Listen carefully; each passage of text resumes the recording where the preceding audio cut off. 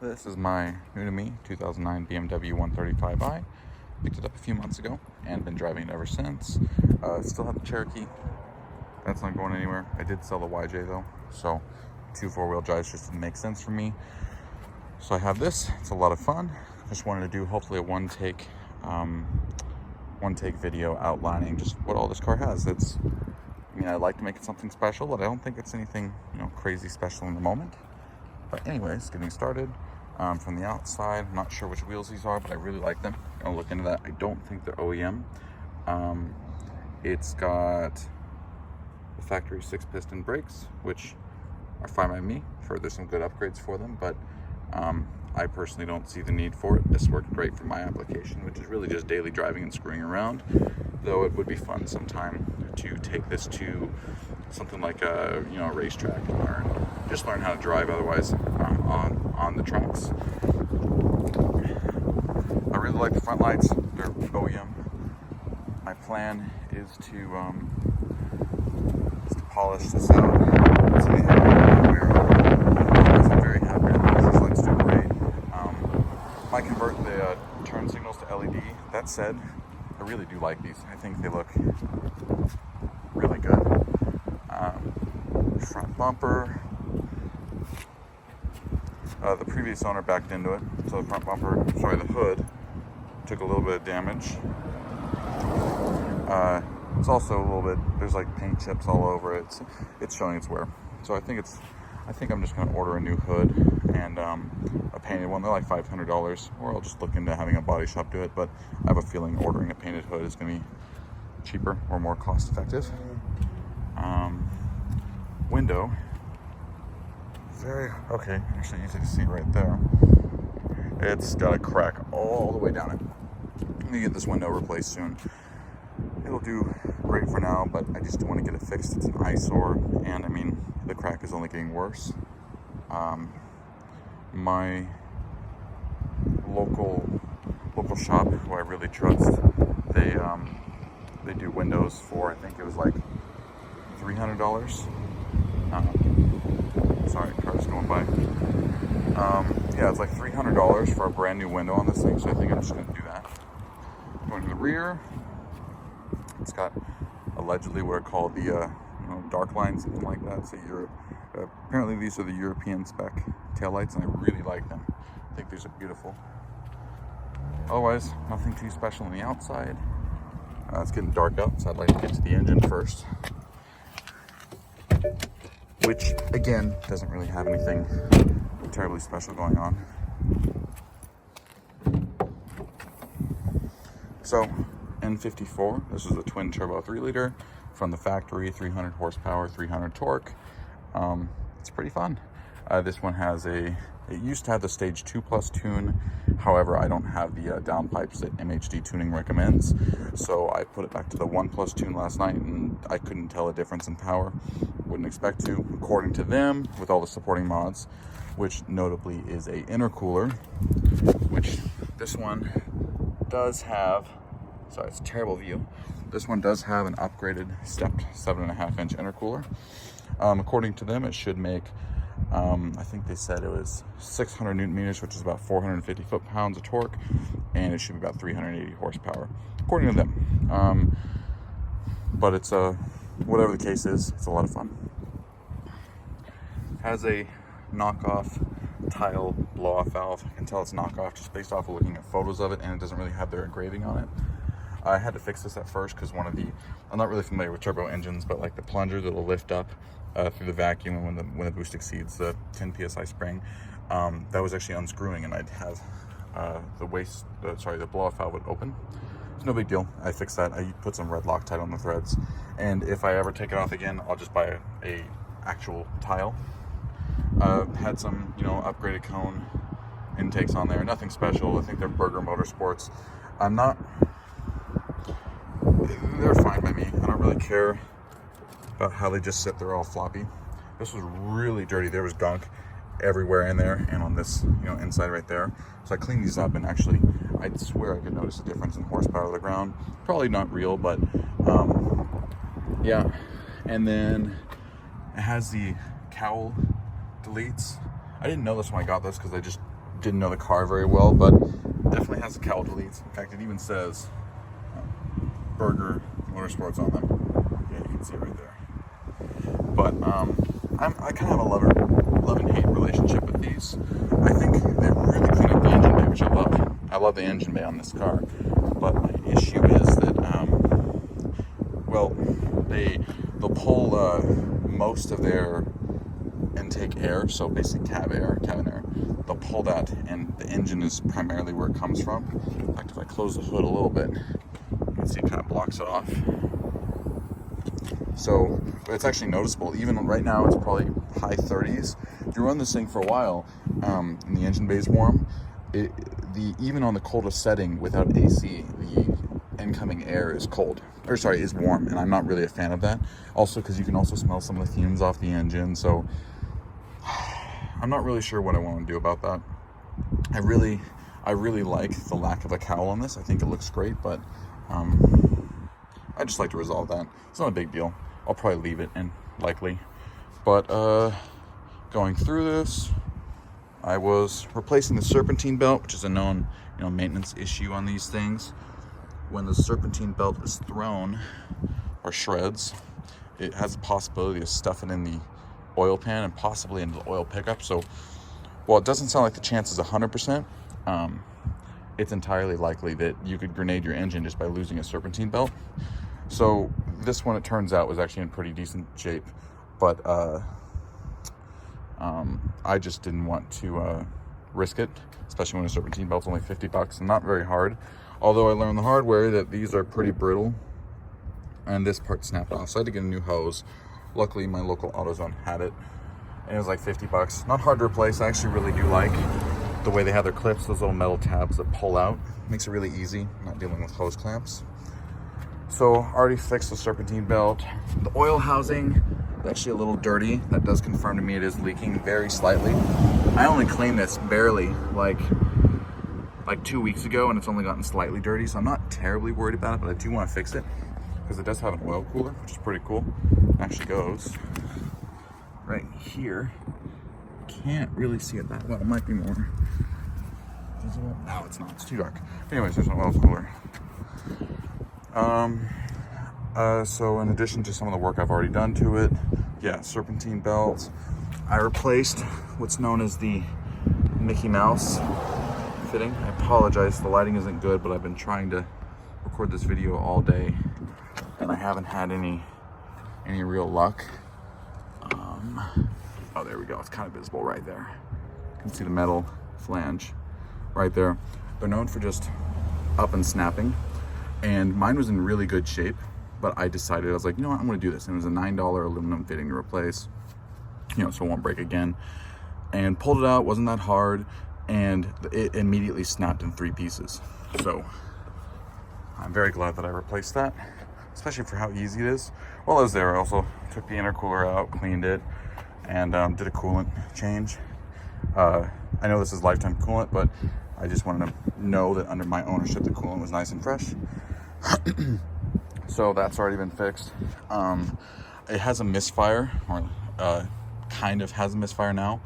The issue is that, if I had $1 for every time I said, the issue is that I ultimately found out the injectors were leaking, which is a known issue on the N54. So I took them out, and there's hard lines on there, and I basically faced the hard lines this way and screwed the injector on it. Basically, so what would happen is, and I wouldn't hook them up to electrically, that way it wouldn't try to trigger it, but I cranked the engine over, because this is direct injection, and it should be about 700 PSI at idle, but cranking it's probably close to like 200 or 300 if I had to guess. Anyways, I found out that cylinders 2, 3, 4, and 6 were leaking. 6 was really bad, and that's also the one that had the worst misfire. It was misfiring on cold start, and you get like 30 or 40 misfires, and I have a OBD program that is there for tuning, but also lets me check on diagnostics, which is really helpful. But yeah, I found there was a cylinder 6 misfire, so I took the injectors out, did my diagnostics, put new seals and decouplers on there. That was pretty easy, not a hard job. And then I ended up buying some used injectors, and they actually did resolve the issue a lot. But also to prove out my theory that it was the injector, I took cylinder 6 injector, and actually there's 4 injectors that are leaking really bad. 3 of them are index 9, 1 of them is index 7. Index 9 is allegedly the worst. So I took the crappy injectors and I moved them up to bank 1, cylinders 1, 2, and 3, just because I wanted them to be easy to replace if I had to. And sure enough, my misfire moved from cylinder 6 to cylinder 1, which is what I'd expect, but actually got a lot worse, which is what I didn't expect. So I did some more looking, and walnut blasting is another thing they recommend.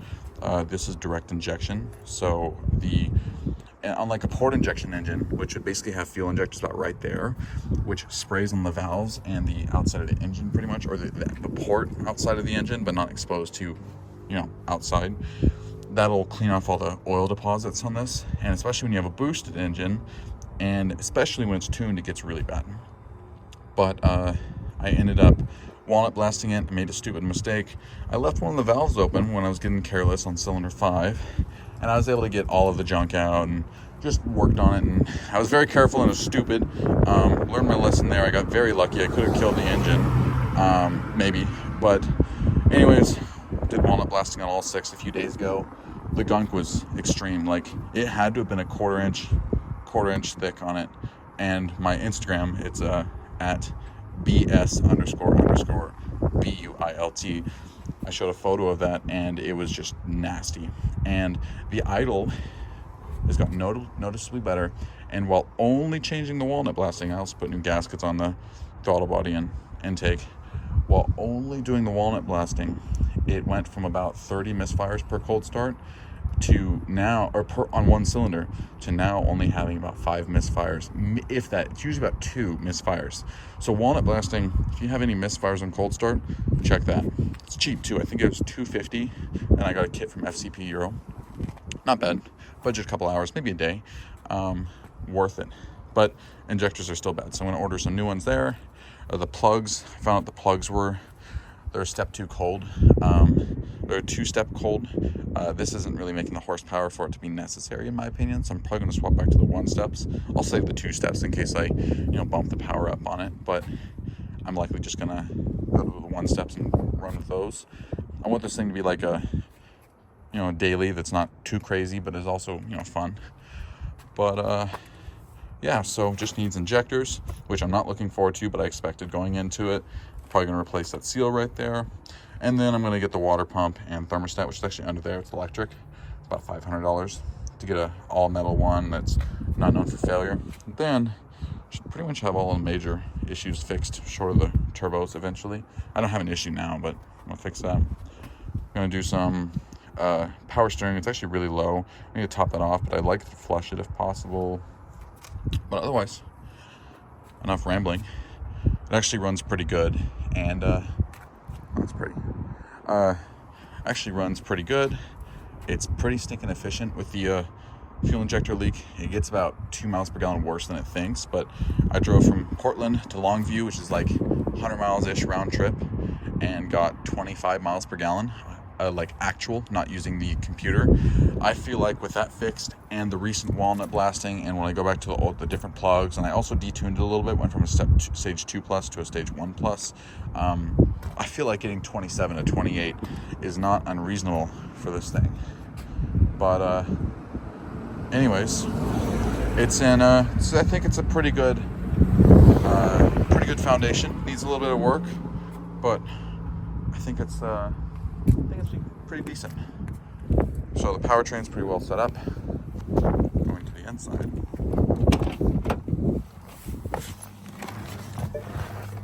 So, 6-speed manual, which I love a lot. Previous owner smoked the clutch and put in a upgraded one. I can't remember which one it's for. I think it's for like a 535 or something like that. Whatever it is, it's rated for a little bit more horsepower, so no big deal. But it drives like an OEM clutch. Although this does have a single mass flywheel, which is pretty cool, single mass flywheel, but it's lighter. I think the one that the previous owner got was like 10 or 15 pounds lighter coming from 30 pounds, so 33% lighter, and that's a lot of inertia, especially when you're having a lot of angular acceleration. So I'm pretty excited about that. However, the single mass flywheel gets rid of a lot of damping that the factory setup has, so it means that occasionally the idle's turned up on this. It's actually 1,000 rather than 650, but what it means is this thing is noisy occasionally. Right now I think it's pretty quiet, but you'll occasionally have a cold start or something where this thing sounds like it's grinding gears or something, like it's about to fall apart. It'll go, it sounds like your throw-up bearing is actually about to explode, but it's the idle, and I confirmed that last night by turning down the idle to 650, and it was like shaking the whole car. It was, the single mass flywheel is it's cool, but man, I mean, if I had my choice, I probably would have gone with kept the factory dual mass, but then again, I'm not really complaining that much. But yeah, 6-speed manual. I just detailed the interior today. Nothing special. Yeah, let's actually turn on the light. Could use a little more cleaning. Let me put the wide angle on. Definitely not meant for people in the back, but it's okay by me because I'm not a person in the back. It's got, oh, looks like my key's probably about to die. It needs some service. According to this, it really just needs a brake flush, and I'd like to change the oil. But 120,746. It was 118 when I got it. It looks like it's in decent shape. The stuff that usually is known for happening, I'm trying to get a jump on. But it runs pretty good. It's a lot of fun. I mean, definitely not for the snow or anything like that. I drive the Cherokee for that, and I love the Cherokee. I've been driving it lately, and I just fixed it. But anyways, pretty clean interior. My goal is to just kind of have a nice daily out of it, and I like to do a road trip in this thing after I do the injectors and water pump. Just want it to be, pretty much ready for it. But can start it up. Idle's pretty nice. Can't actually really even hear the single mass flywheel stuff. Maybe.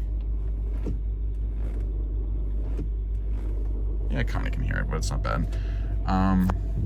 The exhaust, it's kind of tuned. It's a factory exhaust, but it's like tuned up a little bit. Here, I'll turn off this light so it doesn't flicker as much. It does pop, and honestly, I like it. But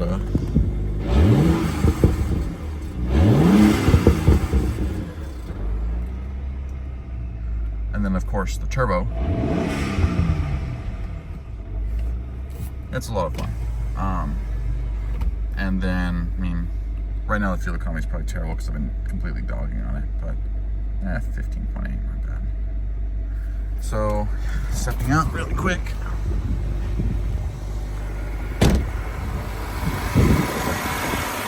It's a pretty quiet engine. It's direct injection, so they get a little ticky, but that's pretty standard. The engine does tick a little bit on cold start. I'm very, very, very confident it's a lifter. It sounds like this is an issue for it. Even the BMW service bulletin says don't worry about it, it goes away. And I confirm that. At 2,000 RPM it goes away. I can kind of hear it. But it goes away at 2,000 RPM or when the engine is warm. I'm pretty confident it's a lifter. I'm not really that worried. But, yeah.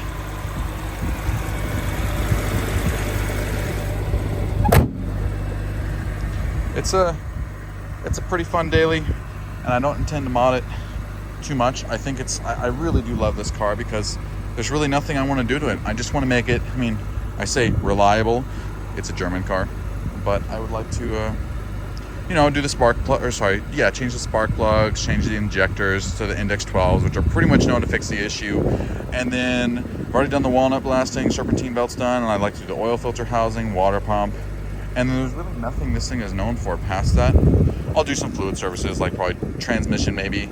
That was likely done when the clutch was done, but transmission, diff, power steering, just some maintenance. But I think all I'm really going to do is downpipes and maybe a little bit of an exhaust. I like how the factory exhaust sounds. There's a lot of turbo sound out of this car, which is, I enjoy that a lot. But anyways, this is definitely a lot more long-winded than I thought it'd be. And I'm not really a German car guy. At least I don't have the knowledge of one. But it's pretty cool. I think it's a cool car. Cherokee's not going anywhere. We're doing some labor on it. Notably just fixed out the thermostat housing leak yesterday, and I need to fix the rust. My goal is to get this where I want it, which is really just the injectors first and foremost. And then I want to work on the floors on the Cherokee, and it's going to be fun. Thank you for watching.